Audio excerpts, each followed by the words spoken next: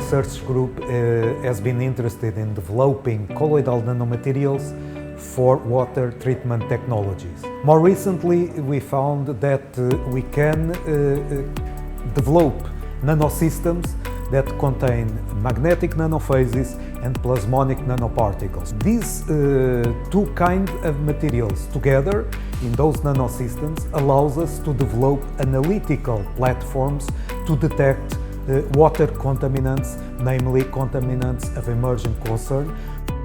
Why are these materials useful? Well, because we can detect by Raman spectroscopy, which is a vibrational spectroscopic technique, molecules of contaminants that are present in waters and that can be uptaken by this procedure. This is very important because some of these pollutants are contaminants of emergent concern, which even in very small amounts, in trace amounts, cause harm to our humans and to living organisms in general.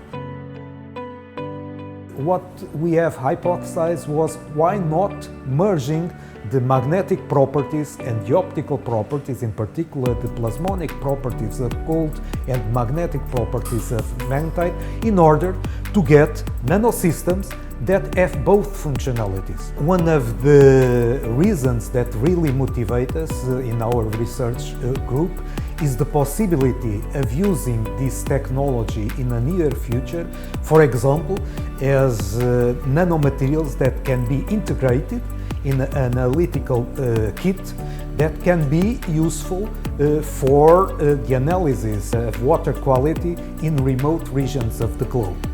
In fact, we believe that this technology can be easily adapted to current developments in certain technologies, such as, for example, the use of a mobile phone instead of a computer, or even the use of the cloud for communication and storage of the result and treatment. The umbrella of our research matched perfectly with goal number 6 of the United Nations that states clean water and sanitation for all.